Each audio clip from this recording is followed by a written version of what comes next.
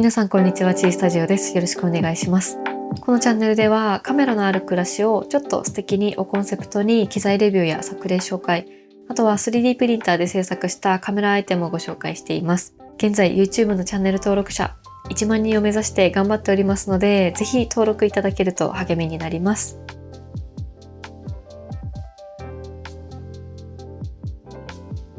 Osmo Pocket 4P は先日6月の29日に発売されたもので、すでにいろんなクリエイターさんのレビュー動画が出ているとは思うんですが、今回は普段ミラーレスカメラで撮影している私の目線で改めてご紹介できたらなと思います。昨日のご紹介に入る前に少しだけ私が旅行の際に小型のジンバルカメラを持っていく理由についてお話をしようかなと思います。私は Osmo Pocket 3を持っているんですが、一昨年初めてのパリ旅行に行った際にもこのカメラを持っていきました。というのもヨーロッパはやっぱり3が多いので、大きなカメラを堂々と出して撮るのは正直ちょっと怖かったんですよね。せっかくの旅行の記録はどうしても撮りたいけど、高価な機材で目立ちたくはないなと思った時に、ポケットやコートの袖口に入れて収まるポケット3は本当にちょうどいい存在だったなと思います。もちろん iPhone で撮るのもいいとは思うんですけど、小指で本体を支えながら長時間撮影するのは結構疲れますし、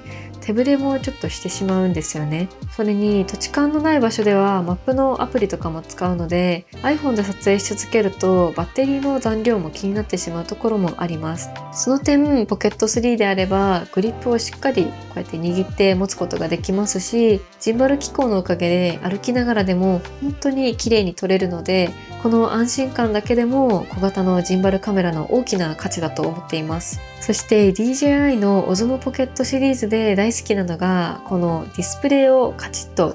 動かすだけで起動。親指のところには録画開始ボタンがあって、すぐに録画をスタートできる。まさに Vlog カメラの一つの完成形だと思います。それが今回の Osmo Pocket 4P では広角だけではなくて望遠でも撮れるようになったので、旅行のお供としての価値はさらに上がったなと感じています。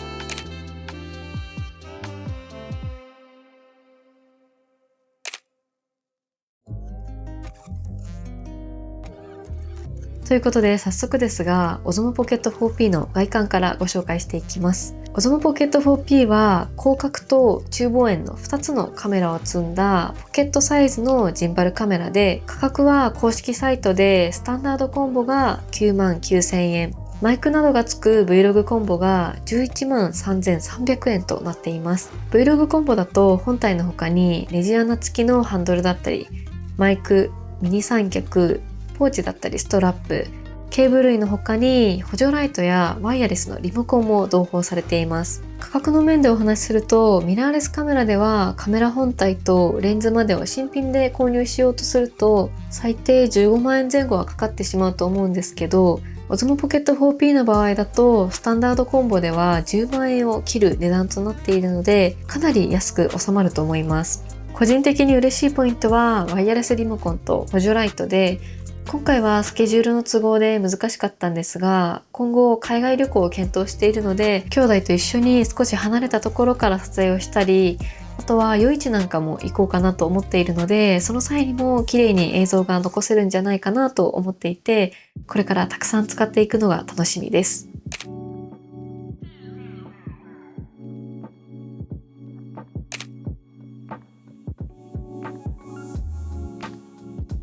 ここで実際にミラーレスカメラと Osmo Pocket 4P で撮影した映像を比較しながらご紹介したいと思います。左が Osmo Pocket 4P、右が α7C2 で撮影した映像になります。右のミラーレスカメラで撮影した映像はもちろん綺麗なんですが、 Osmo Pocket 4P もとっても綺麗な映像が撮れます。左上の空の海鳥も残ってくれていますし、画質の粗さなどは全く感じません。この映像だと若干 Osmo Pocket 4P で撮影した空の方がコントラストがはっきりして見えますね。拡大してみるとこんな感じです。続いて夕方に撮影した映像をご覧ください。夕方の映像でも空の部分を比べてみると、左の映像の方がハイライトとシャドウのディティールがはっきりとしています。先ほどお見せした映像は手すりなどを支えにして撮影したものになりますが、この映像は手持ちで撮影してみました。α7C2 では手ブレ補正をアクティブモードにして撮影をしています。Osmo Pocket 4P の方が手ブレが少なく、よりシームレスな映像になっていると思います。そして川が映るこちらの映像では、水面の暗部のディティールは左の映像の方がはっきりとしていますね。続いて手持ちで歩きながらの映像の比較では、左側の映像の方が手ブレが少ないです。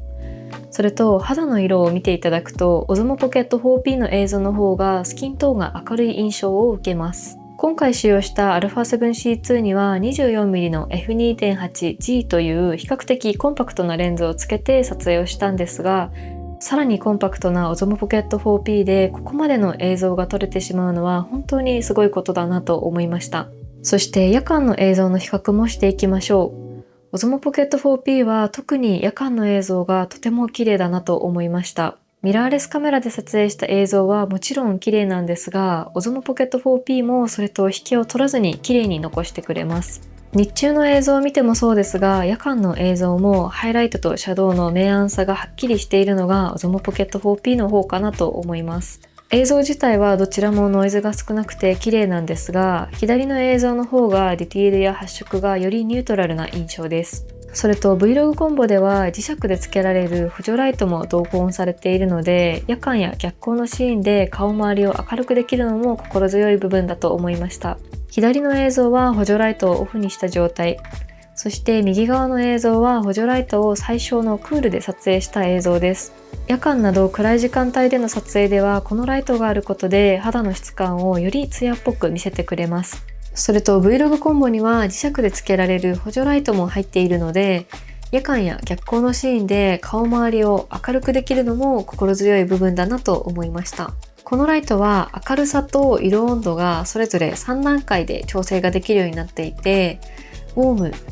ニュートラル、クールの色味を選べるので、好きな色温度に変えて撮影ができます。使ってみた感覚だと、街灯だったりお店の明かりが少しある場所であれば、一番弱いか真ん中ぐらいの強度で十分で、逆に全く明かりのない場所では一番強い強度が活躍してくれそうです。旅行中などでは夜ご飯の後に少し歩きながら撮りたくなることも結構あると思うので、そういう時は便利なんじゃないかなと思います。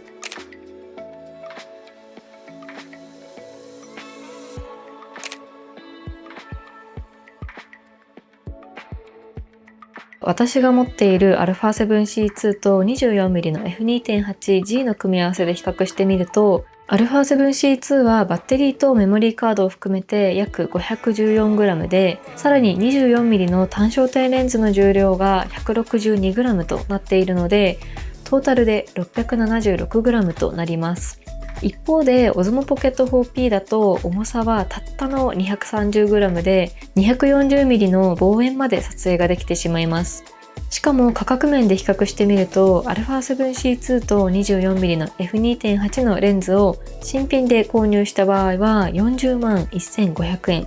ですが、 Osmo Pocket 4P の場合スタンダードコンボだとなんと9万9000円と約4分の1の価格で購入ができてしまうんです。しかもメモリの高騰で SD カードの値上げも著しいので、ミラーレスカメラとレンズで約40万円で購入して、さらに SD カードまで買い揃えるとなると追加で2万円、3万円とかかってしまいます。それに対して Osmo Pocket 4P では 103GB の内蔵ストレージが搭載されているので、これ一つ買えばそれだけで動画を撮り始められるっていうのは本当に助かる部分だと思いますし、魅力的だと思います。そして今回の Osmo Pocket 4P の目玉部分でもあるレンズの部分についてですね。一番の特徴がこの二眼のレンズですね。従来の Osmo Pocket 3や少し前に発売された4はレンズが一つだったのに対して、Osmo Pocket 4P は望遠レンズが搭載されました。広角側が 20mm 相当の F2 で、こちらは新設計の1インチセンサー。もう一つの望遠側が 60mm 相当の F1.8 で、光学3倍、デジタルを合わせると最大12倍の 240mm までのズームに対応しています。私が使っている Osmo Pocket 3は 20mm の広角レンズだけで、風景や自撮りにはすごくいい画角ではあるんですが、例えば旅行に行ってカフェでお料理をとったり気になるものを見つけた時に望遠レンズで使えたらもう少し便利なのになと思うことが結構あったんですよね。その時は結局もう少し寄って撮りたいなって思う時はミラーレスカメラを使うっていうことが多かったんですが、今回 OSMO Pocket 4P には 60mm 相当のレンズが搭載されたおかげで、今までの広い画角はもちろんなんですけど、望遠のシーンも撮れてしまうのが使っていて嬉しいポイントでした。カメラ本体には新たに搭載された物理ボタンで 20mm と 120mm の画角をボタン一つで切り替えることができます。20mm から 240mm までの画角をカバーするミラーレス用のレンズとなるとかなり大きなサイズ感になってしまうと思うんですが、 OSMO Pocket 4P であれば重さも 230g と片手で持てるサイズ感なので、カメラの他に OSMO Pocket 4P を持ち歩くっていう場合でもほぼストレスがないと思います。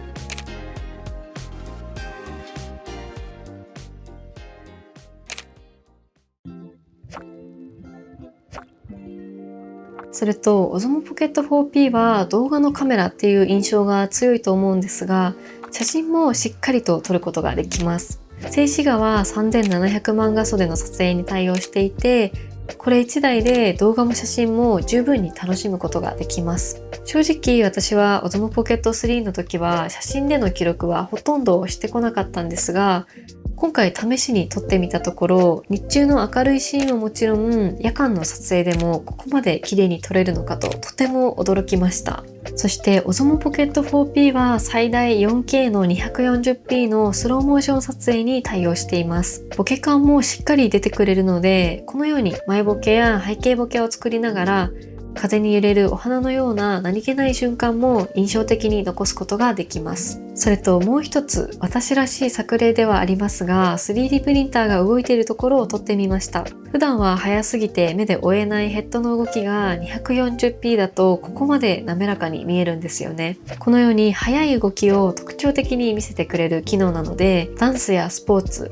ペットの撮影などでも活躍してくれると思います。そしてログ撮影についてですが、今回の OSMO Pocket 4P では D-Log に加えて新たに D-Log2 が搭載されました。OSMO Pocket 4P は10ビットの D-Log2 に対応していて、広角レンズの方では1インチセンサーながらもダイナミックレンジがなんと17ストップ。この性能を一番引き出せるのが D-Log2 で、明暗差の激しいシーンでもハイライトとシャドウの色情報がかなり残せる仕様になっています。まずこちらが D-Log で撮った逆光の水辺のカットです。これだけ晴れていると普通なら空は白く飛んでしまいそうなんですが、水面のキラキラした反射も粒のディティールまでしっかり残ってくれているんですよね。そしてこちらは D-Log2 で撮ったカットです。こちらは太陽をほとんど画面に入れてしまっているんですが、それでも太陽の輪郭や周りの雲の階調まで残ってくれています。明るいところと暗いところをここまで同時に残せるのは17ストップの余裕なんだなと実感しました。そして手ブレ補正については、手持ち撮影した場合だと OSMO Pocket 4P が圧倒的にブレを抑えてくれます。もちろんジンバルカメラなどを使えばミラーレスカメラでも手ブレを抑えて撮影はできると思うんですけど、手持ちのままでこれだけの映像が撮れるのであれば OSMO Pocket 4P を使いたいと思うシーンは今後かなり増えてくるだろうなと思いました。そしてアクティブトラック 8.0 という追従機能についてです。OSMO Pocket 4P ではアクティブトラック機能が搭載されていて、望遠側でのトラッキングにも対応しています。ジンバルが被写体を追いかけてくれるので、カメラを置いたまま自分がフレームの真ん中に居続けることができます。これはミラーレスカメラを三脚に置いた撮り方だとどうしても難しい部分ではあるので、これが簡単にできるのも嬉しいポイントです。しかもこの機能は日中だけではなくて夜間の撮影でもしっかりと使うことができます。夜間など暗い時間帯や場所では被写体の認識が難しくなりそうですが、実際に試してみても途中で見失うことはありませんでした。そして少し離れた位置から画角を確認したいときには Vlog コンボに付属しているワイヤレスリモコンが活躍してくれます。リモコンの画面で構造を確認しながらズームや画角の移動、録画開始までこの手元で操作できるので、カメラから離れた場所からの撮影がぐっとしやすくなりました。そして地味に助かるポイントは、今回内蔵ストレージが搭載されたっていうところです。Osmo Pocket 4P は 103GB のストレージを内蔵していて、メモリーカードを入れなくてもそのまま取り始めることができます。最近は SD カード類の高騰が著しいので、わざわざ SD カードを買い揃えなくても使い始められるのは嬉しい部分だと思います。それと転送も有線だと最大 800MB/s の高速エクスポートにも対応しています。例えば旅行中、ホテルに戻ってからその日の素材のバックアップを取りたいなっていう時に、一日中歩き回ってヘトヘトの夜に転送が遅いと、もう明日でいいかとなりがちで、後で後悔することがあると思うんですけど、これだけ早いとケーブルを挿してサクッと終わらせられるのはかなりありがたいなと思っていて、個人的にはかなり大事なポイントだと思っています。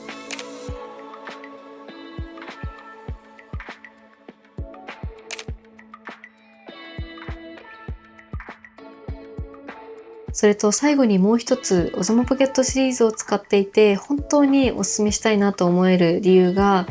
このカメラは人に渡しやすいっていうところです。基本的な操作がシンプルなので、ちょっと使い方を覚えれば、そんなにカメラに詳しくない方でもすぐに撮影ができるんですよね。ミラーレスカメラだと何十万円もかけて買ったものをちょっと人に撮ってほしいっていう感じで、カメラを使ったことのない方に気軽に渡すのは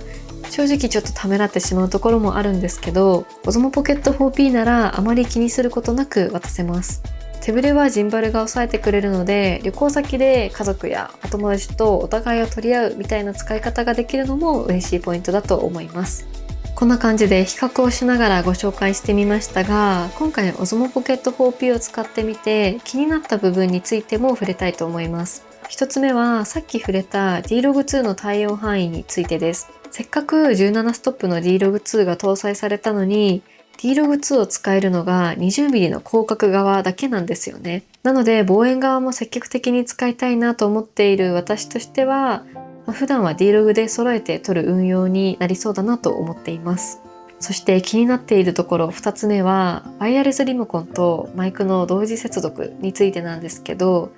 ワイヤレスリモコンを接続するとマイクの接続が切れてしまうんですよね。離れた位置から録画を操作しつつ音もしっかり拾いたいっていう場合は、自撮りをする場合だと結構あると思うので、ここは今後のアップデートに期待をしたいなと思います。はい、ということでここまでの内容をまとめて、私が思う Osmo Pocket 4P がおすすめな人についてお話をしたいと思います。まず、普段ミラーレスカメラで撮影をしていて、